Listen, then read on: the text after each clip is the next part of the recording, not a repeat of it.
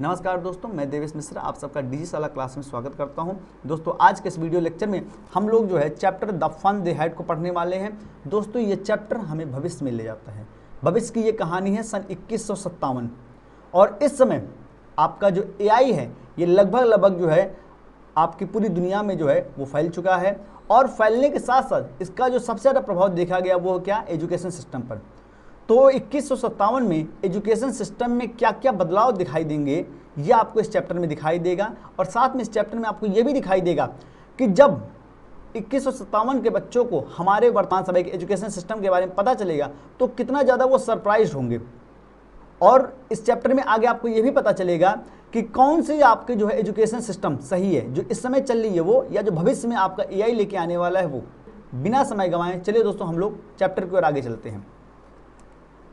मार्गी even wrote about it that night in her diary. कहते हैं दोस्तों लिटरेचर में अगर ग्रामर को आप अच्छे से पकड़ लेते इसका मतलब आपकी ग्रामर पर कमांड है। जैसे यहाँ पर देखिए क्या लिखा हुआ है, मार्गी even wrote about it. It मतलब होता है इस बारे में, इस बारे में। क्या कह रहा है, मार्गी even wrote about it that night in her diary. मार्गी ने, रोट मतलब लिखा था, अबाउट इट मतलब इसके बारे में, दैट नाइट उस रात को, इन हर डायरी अपनी डायरी में, यानी मार्गी ने इसके बारे में अपनी डायरी में उस रात को लिखा था। ऑन द पेज हेडेड 17 मई 2157। देखिए हेडेड मतलब होता है आपका ऊपर की ओर। ऑन द पेज हेडेड मतलब कि आपका जो डायरी का पेज है उसके ऊपर की ओर डेट जो डाली थी, क्या डाली थी, 17 मई 2157। सी रोट उसने लिखा था, today Tommy found a real book. ये जो आप देख सकते हैं यहाँ पर एक जो बॉय है, इस बॉय का नाम क्या है, इस बॉय का नाम है टॉमी। तो ये जो गर्ल है इसका नाम क्या है, इस गर्ल का नाम याद रखिए, इस गर्ल का नाम है मार्गी। मार्गी, ठीक। तो मार्गी ने अपनी डायरी में जो है अपने पेज के एकदम टॉप पर डेट डाली, क्या, 17 मई 2157, और फिर लिखा कि today Tommy found a real book. आज टॉमी को एक वास्तविक बुक मिली है। यानी देख लीजिए, मान लीजिए ऐसे बुक है तो उसको जो क्या है, एक वास्तविक बुक मिली है। It was a very old book. ये बहुत पुरानी किताब है। Margie's grandfather once said that when he was a little boy.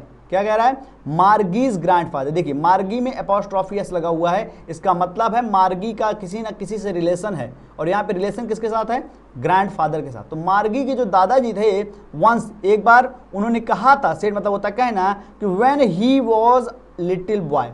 क्या कह रहा है, व्हेन ही वॉज यानी जब वो छोटे बच्चे थे, मार्गी के दादाजी जब छोटे बच्चे थे, his grand father told him, तब उनके दादाजी ने, मार्गी के दादाजी ने उनको बताया था कि देयर वॉज अ टाइम, कि तब एक समय होता था, when all stories were printed on paper, जहां पर सभी जो कहानियां हैं वो सभी जो है पेपर पर जो है वो प्रिंट होती थी। प्रिंट मतलब होता है छपना। They turned the pages which were yellow and crinkly. Crinkly, ध्यान रखिएगा ये वर्ड, इसकी स्पेलिंग, क्रिंकली मतलब होता है आपका मुड़े हुए। क्रिंकली मतलब आपका होता है मुड़े हुए। तो they turn the pages, turn मतलब होता है पलटना, उन्होंने पेजेस को पलटा। विच वर येलो एंड क्रिंकी, जो कि आपके पीले पड़ चुके थे, यानी पीले कलर के थे, एंड क्रिंकी आपके मुड़े हुए थे। काफी पुरानी बुक है इसलिए आपके क्या है, अच्छी कंडीशन में नहीं है। And it was awfully funny to read words that stood still instead of moving the way they were supposed to। क्या कह रहा है, and it was awfully मतलब होता है बहुत ज़्यादा, और funny मतलब होता है मजाकिया, लेकिन यहाँ पर मतलब आपका हास्यास्पद यानी हंसी वाली बात है कि it was awfully funny यानी बहुत हंसी वाली बात है, to read words शब्दों को पढ़ना, that stood जो कि आपके स्थिर है यानी जो फिक्स है, स्टिल इंस्टेड ऑफ का मतलब होता है सिवाय। अगर हम इंस्टेड ऑफ के बारे में बताएं तो इंस्टेड ऑफ का मतलब होता है सिवाय। तो क्या कह रहा है, still instead of moving the way, सिवाय वो जो मूव करते थे, दे वर सपोज टू, जैसा कि उन्होंने, सपोज मतलब होता है अंदाजा लगाना, ऑन आ स्क्रीन जैसे कि किसी स्क्रीन पर होता है, यू नो आप जानते हो। 2157 में ये जितने बच्चे थे ये लोग जो है अपनी रियल बुक खरीद करके नहीं पढ़ते थे, बल्कि इनके डेस्कटॉप में क्या होती थी, बुक अपने आप जो है इंस्टॉल होती थी और उस बुक के जो वर्ड्स होते थे वो मूव होते रहते थे। यानी आपका क्या होता था, इतना ज़्यादा आपकी टेक्नोलॉजी एडवांस हो चुकी है कि प्रोनाउंस करके पढ़ते जा रहे हो, जो वर्ड्स है वो आगे बढ़ते चले जा रहे हैं। आगे क्या कह रहा है, and then when they turned back to the page before, and then मतलब है तब, व्हेन दे टर्न्ड बैक का मतलब होता है फिर से पलटना, यानी एक आपका मान लीजिए अगर थर्ड पेज पे आ गए, अगर इनको सेकंड पेज पे वापस जाना है तो ये कहलाएगा turn back. When they turn back to the page before मतलब पहले, और जब वो पहले वाले पेज को फिर से पलटते थे, it had the same words on it, तब उस पेज पर सेम वर्ड ही होते थे that it had when they read it the first time. ध्यान रखिएगा यहाँ पे ये जो हैड है ये हेल्पिंग वर्ब है, और ये जो हैड है ये मेन वर्ब है, इसी का ध्यान रखना बहुत जरूरी है, नहीं तो आपको लगे कि दो हेड का मतलब आपको हो सकता है कोई एरर हो, एरर नहीं है, एक हेल्पिंग वर्ब का काम कर रहा है और दूसरा मेन वर्ब का काम कर रहा है। क्या कह रहा है, डैट इट हैड जैसा कि इसमें था, when they read it first time जैसा कि इन्होंने पहली बार पढ़ा था। मतलब क्या कह रहा है कि जब ये लोग पन्ना पीछे पलटते थे तो उस पेजेज में वही लेटर होते थे जो कि पहली बार थे, जबकि आपका क्या होता है जब लोग डिजिटली पढ़ाई करते हैं, आपका कंप्यूटर स्क्रीन पर पढ़ाई करते हैं तो वर्ड्स आपके क्या हो जाते हैं, मूव करते रहते हैं, तो जब बैकवर्ड में आते हैं तो हमेशा कोई जरूरी नहीं कि जो उन्होंने पिछली बार पढ़ा था वर्ड जिस जगह पे इस बार भी उसी कंडीशन वहीं पर हो, तो ये इनको चेंजमेंट दिखाई पड़ा है। गी से Tommy what a waste, Tommy कह रहा है कि अरे व्हाट अ वेस्ट, कितनी बेकार बात है। When you are through with the book, you just throw it away, I guess। क्या कह रहा है, When you are through with the book, throw मतलब होता है गुजरना, तो आपका क्या हो गया, When you are यानी जब आप इस किताब से गुजर लेते हो तो you just throw it away तो तुम इसे फेंक सकते हो, I guess मुझे ऐसा लगता है। यानी टॉमी को लग रहा है कि जब अगर एक बार आप किताब को पूरा पढ़ लेते हो इसके बाद किताबें फेंक दी जाती हैं, क्योंकि इन लोगों ने अपने समय में देखी नहीं रियल बुक, और इन लोगों ने क्या, इनके दादाजी ने, मार्गी के दादाजी ने बताया हुआ है कि उनके दादाजी ने बताया था कि उनके समय में क्या था, आपकी रियल बुक थी। आगे क्या कह रहा है, our television screen must have had a million books on it, millions मतलब होता है लाखों, इस चीज का ध्यान रखिएगा। कह रहा है आवर टेलीविजन स्क्रीन, हमारे जो टेलीविजन स्क्रीन है, must have had a million books on it, it किसके लिए यूज हुआ है, टेलीविजन के लिए, कि इसकी स्क्रीन पर आपको लाखों किताबें मिल जाएंगी। एंड इट्स का मतलब it is good for plenty more, और ये और अच्छा होता अगर इसमें थोड़ा और, प्लेंटी मतलब होता थोड़ा और, अगर इसमें थोड़ा और ज्यादा होती। I would not throw it away, मैं इन्हें कभी भी फेंक नहीं सकता था। भाई आप मोबाइल से क्या करोगे, आप टेलीविजन स्क्रीन पे क्या करोगे, जा रहे डिलीट कर दोगे, लेकिन क्या आप कभी इन्हें फेंक सकते हो, बिल्कुल नहीं फेंक सकते हो। सेम विद माइंड सेड मार्गी, मार्गी कह रही है सेम विद माइंड, मेरे साथ भी ऐसा ही है, क्या कि मैं भी किताबें पढ़ सकती हूँ, लेकिन ऐसा नहीं होता कि पढ़ने के बाद मैं उनको फेंक सकूँ, वो हमेशा के लिए आपका जो है स्टोर हो जाते हैं, वो तब तक नहीं हटेंगे जब तक मैं उनको हटाऊंगी नहीं, और हटाने को मिलेगा नहीं, क्यों, क्योंकि हमारी ये पढ़ाई से संबंधित है। ठीक, आगे क्या कह रहा है, she was 11 and had not seen as many telebook as Tommy had, कितनी सही बात कह रहा है, शी वॉज 11 वो 11 साल की थी, and had not seen as much telebook, telebook आपकी वो बुक होती जो आपको डिजिटल फॉर्म में उपलब्ध होती, इसको एक तरीके से कह सकते हैं क्या, ई बुक भी कह सकते हैं। ठीक है, तो क्या कह रहा है कि had not seen as many telebook as Tommy had, उसने जो है आपका सीन मतलब देखना, उसने इतनी सारी जो है आपकी जो है डिजिटल बुक नहीं देखी थी एज टॉमी हैड, जितनी की एज टॉमी हैड यानी जितनी की टॉमी ने देखी थी। ही वॉज 13 वो 13 साल का था। ध्यान रखिएगा एमसीक्यूज बनते हैं कि अगर मार्गी की एज पूछेगा तो पूछेगा मार्गी कितने साल की थी, तो आपको बताना पड़ेगा वो 11 साल की थी, और टॉमी कितने साल का था, तो वो 13 साल का था, यानी आपका जो टॉमी है वो मार्गी से बड़ा है। She said, where did you find it? उसने पूछा where did you find it? it मतलब यहां यूज हुआ है बुक के लिए, तुम्हें ये पुस्तक कहां मिली। ठीक है, in my house he pointed without looking because he was busy reading। क्या कह रहा है, in my house, आपका देखिए इन्वर्टेड कॉमा में, इसका मतलब क्या है, आपका जो है ये स्पीच है, ये बोला गया है, in my house मेरे घर में, ही पॉइंटेड विदाउट लुकिंग, वो बिना जो है देखे हुए मार्गी की ओर, वो अपने घर की ओर इशारा कर देता है कि मुझे मेरे घर में मिली है। Because he was busy reading, क्योंकि वो पढ़ने में बहुत ज्यादा बिजी था। इन द एटिक, एटिक मतलब होता है अटारी, आपकी जो छत होती है और आपका जो कमरा है, इन दोनों के बीच में अगर हम कोई ऐसा स्पेस बना देते हैं जहां पर हम जो कुछ एक्स्ट्रा चीजें रख सकते हैं और वो आपका लंबे समय तक उसको स्टोर कर सकते हैं, तो आपके क्या कहलाती है, वो एटिक कहलाती है। इसको आम भाषा में आपका जो है अटारी भी कहा जाता है। What's it about, ये पूछ रही what's it about and what is it about। it मतलब आपका जो है ये इट आपका है बुक के लिए और अबाउट का मतलब है यहाँ पर बारे में। तो पूछ रही है कि व्हाट्स इट अबाउट यानी ये किसके बारे में, तो आपका जो होता है टॉमी कहता है स्कूल, कि ये स्कूल के बारे में है। आगे चलते हैं। मार्गी वॉज स्कॉर्नफुल, स्कॉर्नफुल मतलब होता है, ध्यान रखिएगा, स्कॉर्नफुल मतलब होता है अचंभित होना, आश्चर्यचकित होना, ठीक है, तो अचंभित होना, ठीक। तो मार्गी वॉज स्कॉर्नफुल, मार्गी जो थी वो अचंभित हो गई। स्कूल, देखिए क्वेश्चन मार्क को पूछ रही स्कूल के बारे में, what's there to write about school, क्या पूछ रही है कि what is there to write about school, यानी स्कूल के बारे में लिखने को है ही क्या, आई हेट स्कूल, मुझे स्कूल से नफरत है। आपसे पूछा जा सकता है एमसीक्यू में कि आई हेट स्कूल, ये डायलॉग किसका है, तो ध्यान रखिएगा ये डायलॉग टॉमी का नहीं बल्कि मार्गी का है। चलिए दोस्तों आगे चलते हैं, हम लोग क्या कह रहा है, मार्गी ऑलवेज हेटेड स्कूल, मार्गी जो थी वो हमेशा वो स्कूल से नफरत करती थी। हेट मतलब होता है नफरत करना, but now she hated it more than ever, ठीक। इट मतलब आपका स्कूल के लिए इस्तेमाल हुआ है, एंड देन एवर यानी हमेशा से ज्यादा, या देन एवर का मतलब होता है आपका पहले से ज्यादा। अब जो मार्गी है वो स्कूल को पहले से भी ज्यादा जो है नफरत की निगाह से देखने लगी है। The mechanical teacher had been giving her test after test in geography. अब ध्यान रखिएगा, जैसे मान लीजिए ये एक टीचर है, ये आपका क्या है, ये एक टीचर है। अब आप सोच रहे होंगे ये कैसा टीचर है जिसके ना हाथ है ना पैर है, ये रोबोटिक टीचर है। और रोबोटिक टीचर को नाम क्या यहाँ पे दिया गया, मैकेनिकल टीचर, यानी यांत्रिक टीचर आपका जो है। तो mechanical teacher had been giving her test after test, यानी टेस्ट आफ्टर टेस्ट का मतलब होता है टेस्ट दर टेस्ट, यानी कई सारे टेस्ट।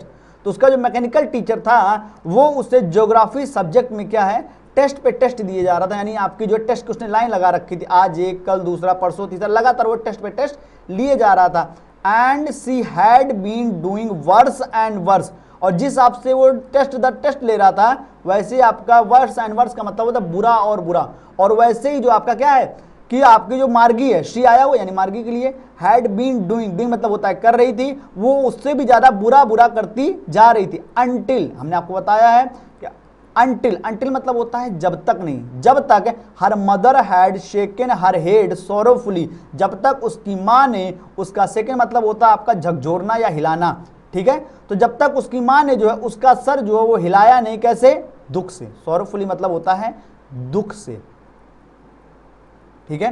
तो आपका जो है वो तब तक बुरा करती रही जब तक उसकी मां ने उसका सर जो है दुख से नहीं हिलाया।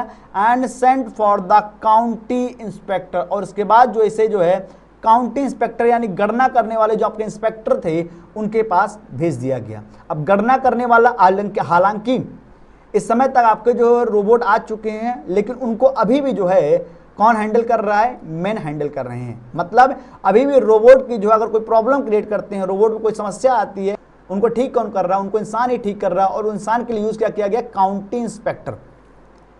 ही was a round little man with a red face, क्या कह रहा है, ही was a round little man, आपके जो है राउंड मतलब है गोल, यानी थोड़े से आपके हो सकता है मोटे रहे हुए व्यक्ति, है ना, मोटा व्यक्ति जो होता है वो जल्दी गोल दिखाई देता है, और दूल्हा व्यक्ति जो होता है वो क्या होता है, लंबा दिखाई देता है। तो he was around little man, आपके जो थोड़े से मोटे लेकिन छोटे आपके, विद रेड फेस, जिसका चेहरा आपका क्या था, लाल लाल था।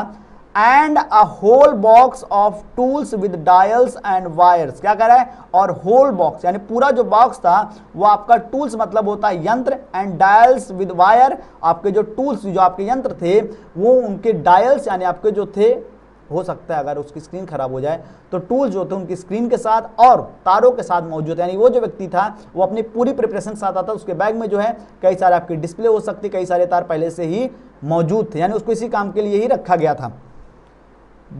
सी स्माइल्ड एट मार्गी, स्माइल्ड एट का मतलब होता है मुस्कुराना, वो मार्गी पे मुस्कुराया, और कब मुस्कुराया, देख करके। And gave her an apple, और उसे एक एप्पल दिया, यानी आपका सेब दिया। Then took the teacher apart, apart मतलब होता है अलग, ठीक है, या आप कह सकते हैं एक दूसरी हो, एक और। अपार्ट का मतलब होता है या तो अलग या एक और, ठीक है। तो क्या कह रहा है कि then took the teacher apart, उसे जो है वो एक और ले गया। Margie had hoped he would not know how to put it together. Margie had hoped, hoped मतलब होता है उम्मीद करना।